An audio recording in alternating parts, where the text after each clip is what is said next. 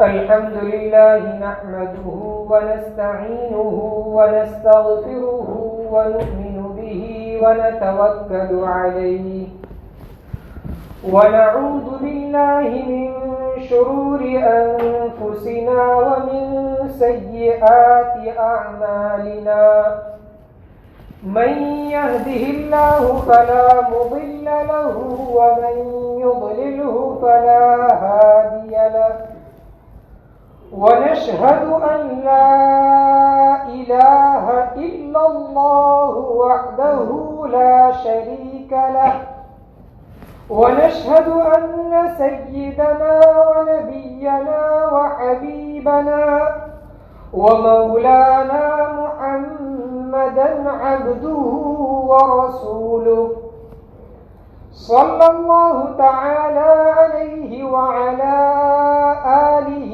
وأصحابه وبارك وسلم تسليما كثيرا كثيرا أما بعد فأعوذ بالله من الشيطان الرجيم بسم الله الرحمن الرحيم ولا تتمنوا ما فضل الله به بعضكم على بعض وعن أبي هريرة رضي الله عنه قال قال رسول الله صلى الله عليه وسلم إياكم والحسد فإن الحسد يأكل الحسنات كما تأكل النار الحطب أو كما قال عليه الصلاة والسلام.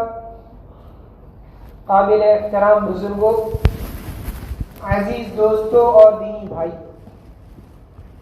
اللہ رب العزت نے جیسے ظاہری اعمال میں سے بہت سارے اعمال کو فرض یا واجب قرار دیا ہے، جیسے نماز، روزہ، زکوٰۃ، حج، صدقات واجبہ، قربانی وغیرہ، یہ ظاہری اعمال ہے جن کو اللہ تبارک و تعالی نے فرض یا واجب قرار دیا ہے، لازم اور ضروری قرار دیا ہے. ایسے ہی ظاہری اعمال میں سے کچھ ایسے ہیں جن کو اللہ تبارک و تعالی نے گناہ اور حرام قرار دیا ہے، جیسے شراب پینا، زنا کرنا، سود کھانا، رشوت لینا وغیرہ. ظاہری اعمال ایسے ہیں جن کو اللہ تبارک و تعالی نے ناجائز اور حرام قرار دیا ہے، گناہ کے کام قرار دیا ہے. جیسے ظاہری اعمال میں فرض یا واجب اور حرام یا گناہ کے درجے ہیں، ایسے ہی ہمارے روحانی اور باطنی اعمال میں سے بھی کچھ ایسے ہیں جن کو اللہ تبارک و تعالی نے فرض یا واجب قرار دیا ہے، جیسے اللہ کی وحدانیت کا، اللہ کے ایک ہونے کا عقیدہ رکھنا، یقین رکھنا، دل سے اللہ کے نبی جناب محمد رسول اللہ صلی اللہ تعالی علیہ وسلم کی رسالت کا اقرار کرنا، آخرت اور جنت اور جہنم وغیرہ کا عقیدہ رکھنا، تقوی، صبر، شکر، اللہ کے فیصلے پر راضی رہنا، اللہ تبارک و تعالی کے ہر فیصلے کو دل سے تسلیم کرنا، یہ دلوں کے اعمال ہیں. باطنی اور روحانی اعمال ہیں جن کو اللہ تعالیٰ نے فرض یا واجب قرار دیا ہے.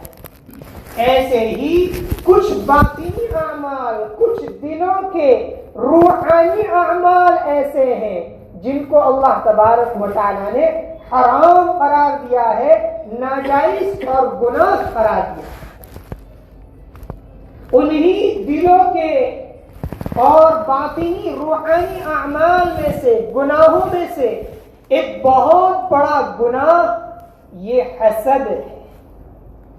حسد یہ ہے کہ انسان تمنی و زوال نعمت الغیر، انسان دوسرے آدمی کو اللہ تبارک و تعالیٰ کی جانب سے ملنے والی نعمت کے زائل ہو جانے کی، ختم ہو جانے کی تمنا کرے۔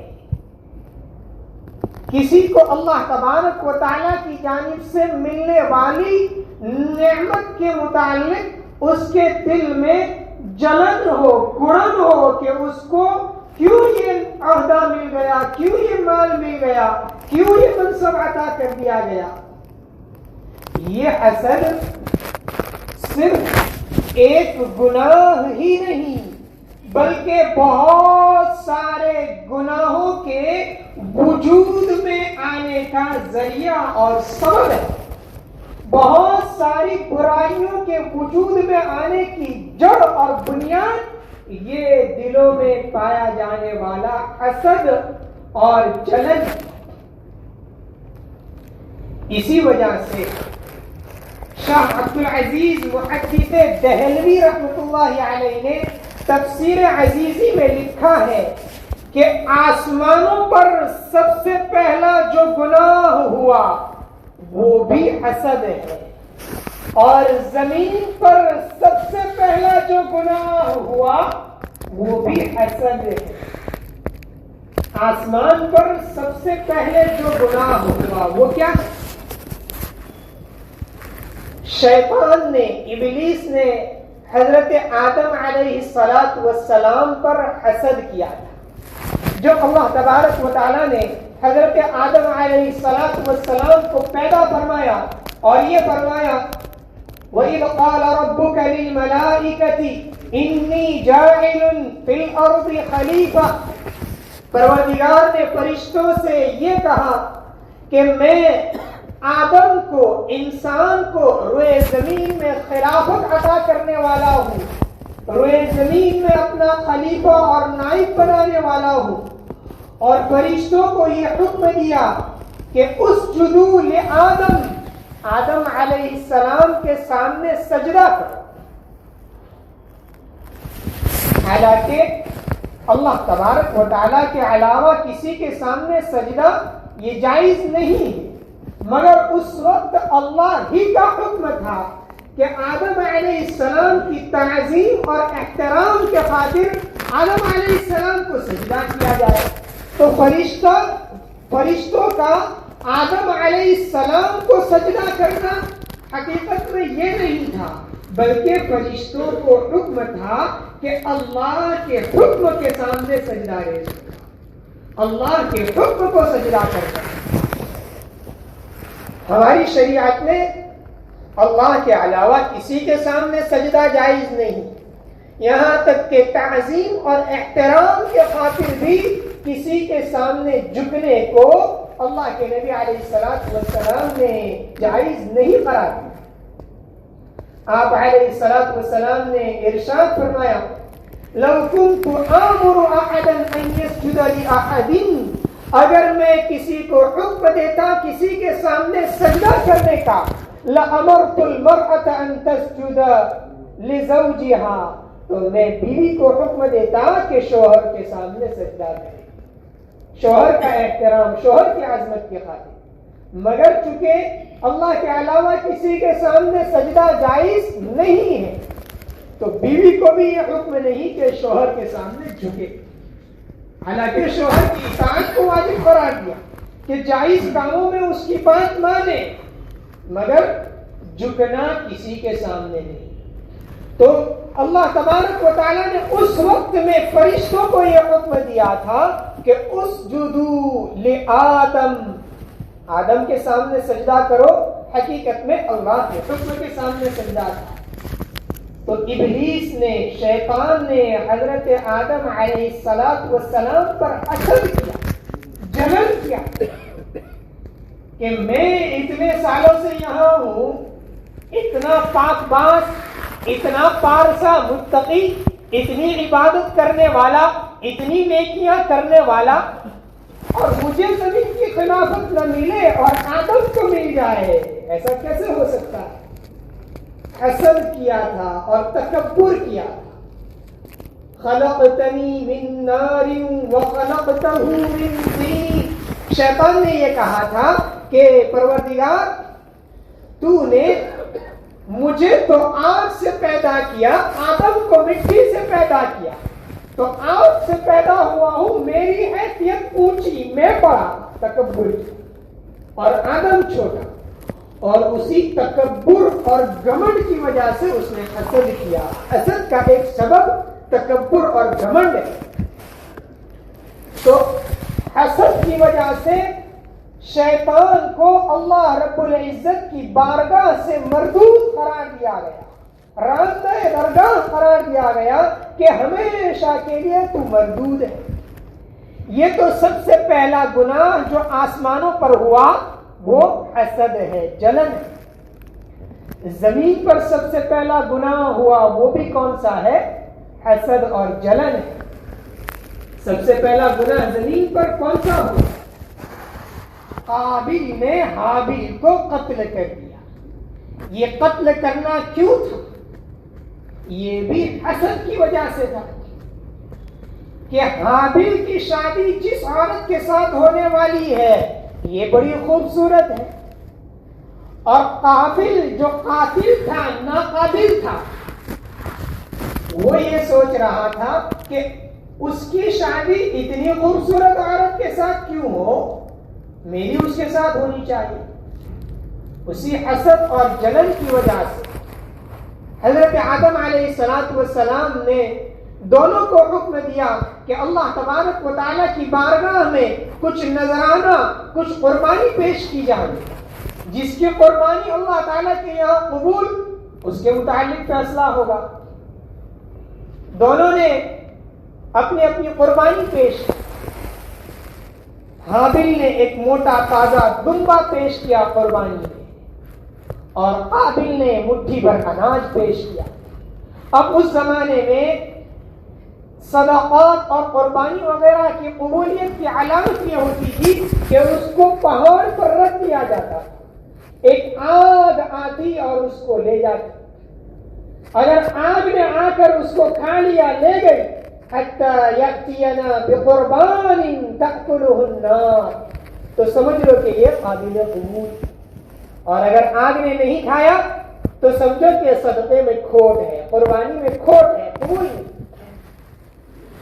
چنانچہ حابیل کا صدقہ قربانی قبول کر لی گئی، قابل چونکہ ناقابل تھا، اخلاص نہیں تھا اس کے دل میں، حسد اور جلن، اس کی قربانی قبول نہیں ہوئی، تو اس نے حسد کی وجہ سے یہ کہا کہ لأقتلنک، میں ضرور تجھے قتل کر دوں گا، اور اس نے قتل کر دیا حابیل کو۔ یہ زمین پر سب سے پہلا گناہ ہے جو وجود میں آیا۔ تو آسمانوں پر سب سے پہلے جو گناہ وجود میں آیا وہ بھی حسد ہے، اور زمین پر سب سے پہلے جو گناہ وجود میں آیا وہ بھی حسد ہے۔ حسد بہت سارے گناہوں کے وجود میں آنے کا سبب ہے، اور حسد یہ انسان کی نیکیوں کو مٹا دینے والا ہے۔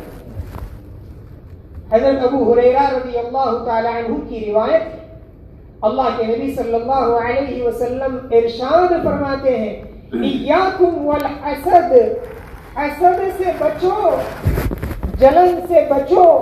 کیوں؟ آگے اللہ کے نبی علیہ السلام نے بڑی پیاری مثال دے کر کے اس کو سمجھایا، ایاکم والحسد، حسد سے بچو، فإن الحسد يأكل الحسنات، حسد نیکیوں کو ایسے ہی کھا جاتا ہے، کما تأكل النار الحطب، جیسے آگ سوکھی لکڑیوں کو کھا جاتی ہے، آگ سوکھی لکڑیوں کو کھا جاتی ہے، یا بعض روایات میں العشب، گھاس تنکے کو کھا جاتی ہے۔ ایسے ہی حسد انسان کی نیکیوں کو ختم کر دینے والا ہے۔ اللہ کے نبی علیہ السلام نے ایک اور روایت میں اس کو ایک اور مثال سے سمجھایا۔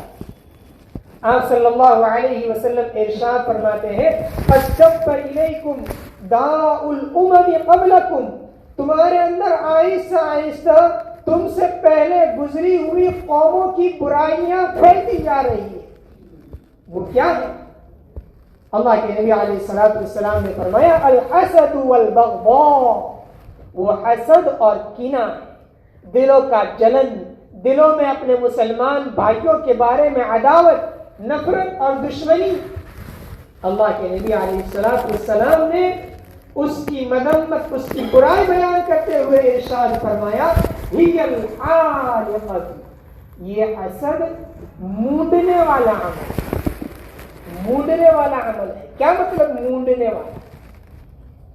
آگے اللہ کے رسول صلی اللہ علیہ وسلم نے خود ہی اس کی وضاحت کی کہ یہ مونڈنے والا عمل ہے۔ لا اقول تحلق الشعر، میں یہ نہیں کہتا کہ بالوں کو مونڈ دیتا، اس طرح بالوں کو مونڈنے والا ہے، بالوں کا صفایا کرنے والا ہے۔ حسد، جلن بالوں کا صفایا کرنے والا نہیں، بلکہ تحلق الدین، یہ انسان کے دین کو مونڈنے والا، انسان کی نیکیوں کو، اچھے کیے ہوئے کاموں کو برباد کر دینے والا، ختم کر دینے والا۔ علماء نے حسد کے بہت سے درجات ذکر کیے۔ ایک تو حسد کے مقابلے میں ایک چیز ہے رشک، جس کو عربی زبان میں غبطہ کہا جاتا ہے۔ رشک کیا چیز ہے؟ رشک یہ ہے کہ کسی کو اللہ تبارک و تعالیٰ نے کوئی نعمت دی تو انسان اس نعمت کے زائل ہونے کی تمنا تو نہیں کرتا، ختم ہونے کی تمنا تو نہیں کرتا، ختم ہونے کی، چھین لیے جانے کی تمنا کرنا یہ تو حسد ہے۔ چھین لیے جانے کی تمنا نہیں کرتا، بلکہ یہ تمنا کرتا ہے کہ ٹھیک ہے اس کے پاس رہے اور بڑھوتری ہو، اس کے ساتھ ساتھ اس کو جو نعمت ملی ہے وہ مجھے بھی مل جائے۔ اس کو رشک کہتے ہیں۔ رشک ناجائز نہیں، رشک یہ دین کے کاموں میں تو اچھی چیز ہے۔ کوئی تلاوت کر رہا ہے تو انسان رشک کرے، اتنے پارے پڑھ رہا ہے میں اس سے زیادہ پڑھوں۔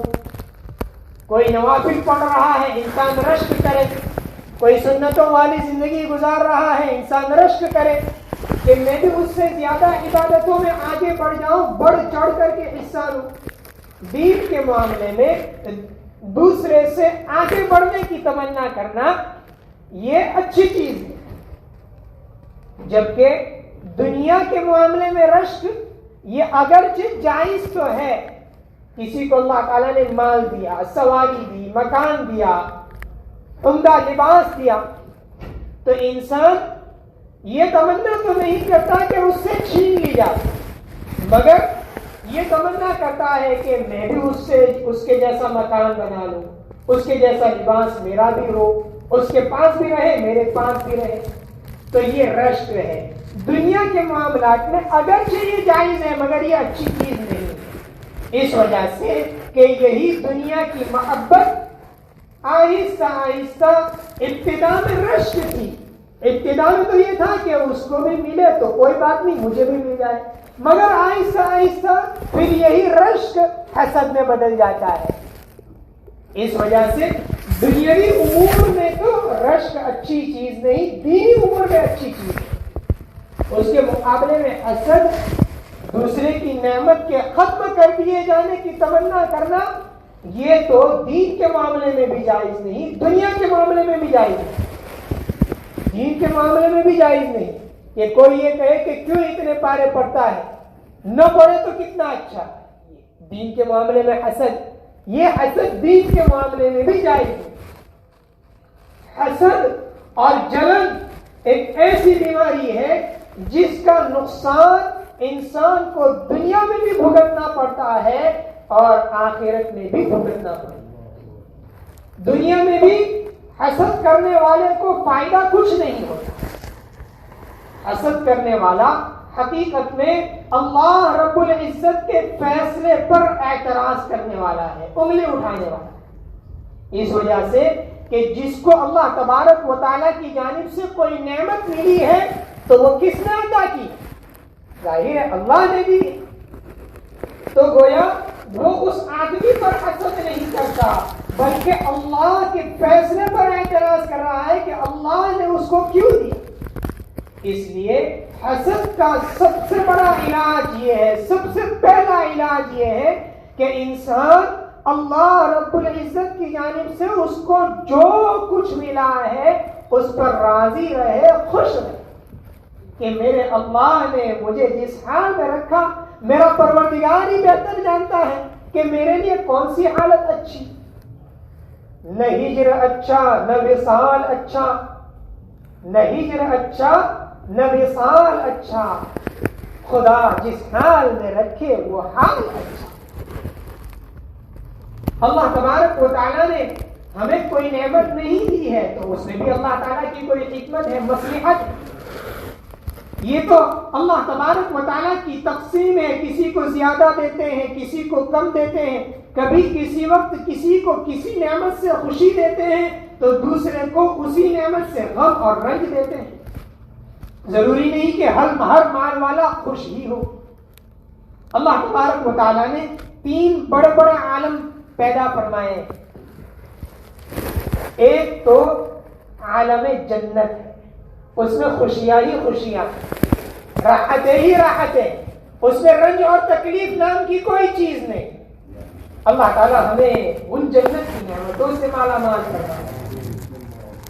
اور دوسرا عالم یہ دوزخ ہے، جہنم ہے، وہاں تکلیفیں ہی تکلیفیں ہیں، سزائیں ہی سزائیں، عذابات ہی عذابیں، دکھ ہی دکھ، وہاں راحت نام کی کوئی چیز نہیں۔ اللہ تعالیٰ ہم سب کی حفاظت فرمائے اس سے۔ اور تیسرا عالم یہ عالم دنیا ہے، یہاں راحت بھی ہے، یہاں تکلیف بھی ہے، یہاں خوشی بھی ہے، یہاں غمی بھی ہے، یہاں ہنسنا بھی ہے، یہاں رونا بھی ہے، یہاں برکت بھی ہے، یہاں بے روزگاری بھی ہے، دنیا میں سب کچھ ہے۔ اللہ تبارک و تعالیٰ کس کو کس حال میں رکھنا ہے اس کو بہتر جانتے ہیں۔ کبھی ایسا ہوتا ہے کہ کسی کو مال دیا ہوتا ہے، ہم اس پر حسد کرتے ہیں کہ دیکھو کتنا خوش ہے، حالانکہ مالدار ہونے کے باوجود کبھی کبھی ایسی بیماریاں ہو جاتی ہے کہ اس مال سے فائدہ اٹھانا چاہیے، نہیں اٹھا سکتا۔ مال تو ہے، شوگر ہو گیا ہے، اب پیسے تو بہت ہیں مگر بہت ساری چیزیں جس کو یہ آدمی جس کے پاس زیادہ مال نہیں ہے اور وہ حسد کر رہا ہے، وہ جتنی چیزیں کھا رہا ہے اس کو دوسرا نہیں کھا رہا ہے، تو یہ اللہ کے تقدیری فیصلے ہیں۔ تو حسد کا سب سے پہلا علاج تو یہ کہ اللہ رب العزت نے ہمیں جس حال میں رکھا ہے ہم یہ کہے پروردگار تو نے جس حال میں رکھا ہے ہم اس پر خوش۔ اگر ایسا نہیں کیا تو پھر انسان دل ہی دل میں کڑتا رہے گا، اس کو فائدہ کچھ نہیں ہوگا۔ کہتے ہیں کہ کسرا کے دربار میں ایک مرتبہ ایک مچھیرا ایک بہت بڑی مچھلی لے کر کے بادشاہ سلامت کی خدمت میں آیا، اس کا وزن 4 کلو مچھلی تھی۔ بادشاہ سلامت بہت خوش ہوا، بادشاہ کو بہت پسند آیا اس کا یہ تحفہ اور ہدیہ، اور اس کو 4000 درہم ہدیے میں دے دیا۔ جب 4000 درہم ہدیے میں دیے تو بادشاہ کی ایک بانی تھی، اس کو حسد ہوا، جلن ہوا، میں بادشاہ کی اتنی خدمت کرتی ہوں مجھے کچھ نہیں ملتا، اور یہ مچھیرا ایک مچھلی لے کر آیا اس کو 4000 درہم مل گئے۔ اس نے حسد کیا، جلن کیا۔ جلن کرتے ہوئے اس بانی نے مچھیرے سے یہ پوچھا کہ یہ بتا کہ یہ مچھلی نر ہے یا مادہ ہے، میل ہے یا فیمیل ہے؟ وہ یہ سوچ رہا تھا کہ اگر مچھیرا یہ کہے گا کہ نر ہے تو میں یہ کہوں گی کہ بادشاہ کو مادہ پسند ہے، اور اگر وہ مچھیرا یہ کہے گا کہ یہ مادہ ہے تو پھر میں یہ کہہ دوں گی کہ نہیں، بادشاہ کو تو کون سی پسند ہے؟ نر پسند ہے۔ مچھیرا بڑا ہوشیار تھا، اس نے کہا لا ذکر ولا انثی، نہ تو یہ نر ہے نہ تو یہ مادہ ہے بلکہ یہ مخنث ہے، خنثی۔ اب بادشاہ بہت خوش ہوا کہ اتنا اچھا جواب دے دیا مچھیرے نے، اس کو تھیلی سے 4000 درہم اور نکال کر کے دے دیے، بجائے 4 کے 8000 درہم ہو گئے۔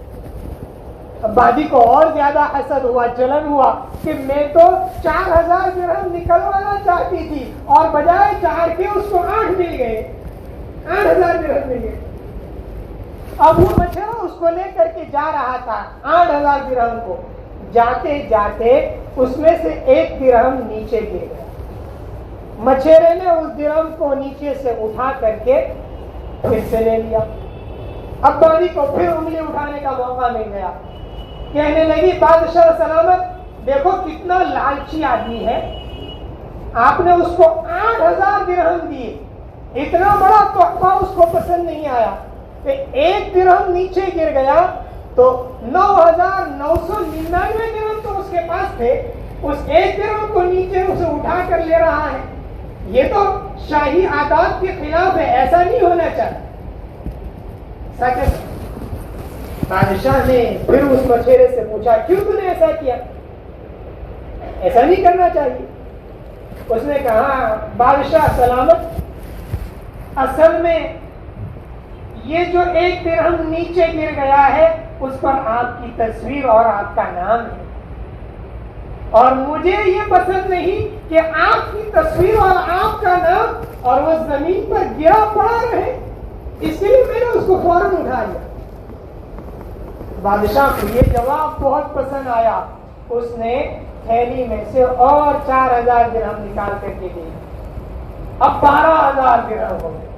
بادی اور زیادہ جلنے لگی، حسد کرنے لگی،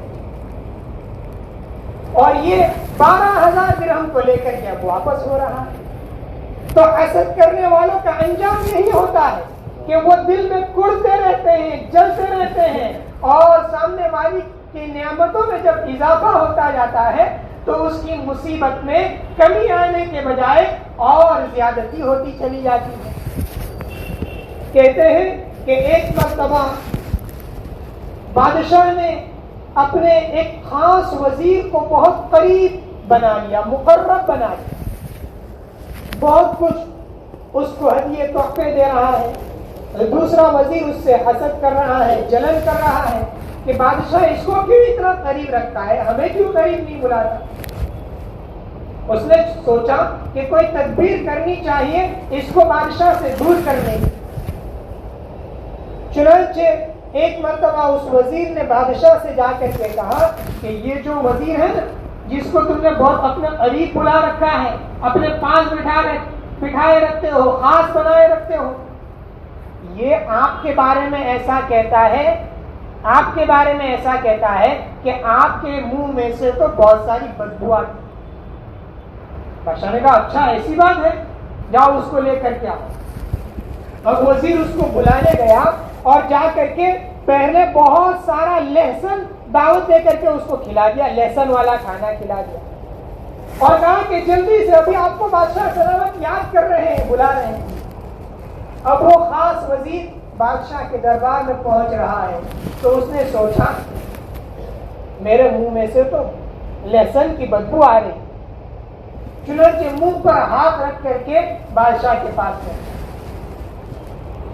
بادشاہ کو یقین ہو گیا کہ دیکھو منہ پر ہاتھ رکھ کر کے آ رہا ہے، اس نے جو کہا ہے وہ صحیح ہے، لہذا یہ میرے بارے میں یہی کہتا ہو کہ بادشاہ کے منہ میں سے بدبو آ رہی ہے۔ بادشاہ نے اپنے گورنر کے نام ایک خط لکھ دیا جس میں یہ لکھ دیا کہ یہ آدمی جیسے ہی آپ کے پاس پہنچے فوراً اس کو قتل کر دو، اور وہ خط اسی آدمی کو دے دیا کہ جاؤ یہ میرے فلاں گورنر تک جا کر کے پہنچا۔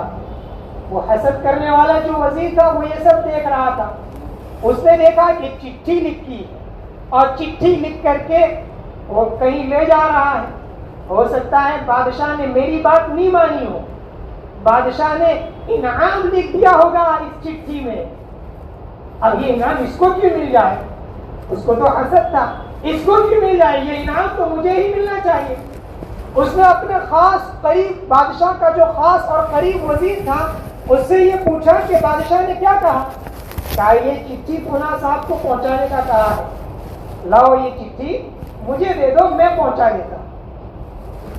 اب یہ چٹھی لے کر کے جیسے ہی پہنچا ہے گورنر کے پاس، جلاد کے پاس، فوراً اس حسد کرنے والے کو قتل کر دیا۔ اب یہ بادشاہ کا خاص قریبی وزیر دوبارہ بادشاہ کے دربار میں حاضر ہوا، اور بادشاہ نے دیکھا یہ تو زندہ ہے۔ پوچھا کہ کیوں، تو نے وہ چٹھی پہنچائی نہیں تھی؟ اس نے بتلایا کہ ایسا ہوا کہ فلاں وزیر نے یہ کہا کہ میں پہنچا دیتا ہوں، اب تو نے میرے بارے میں ایسا کہا تھا کہ میرے منہ میں سے بدبو آتی ہے۔ کہا نہیں، پھر منہ پر ہاتھ رکھ کر کے کیوں آ رہا تھا؟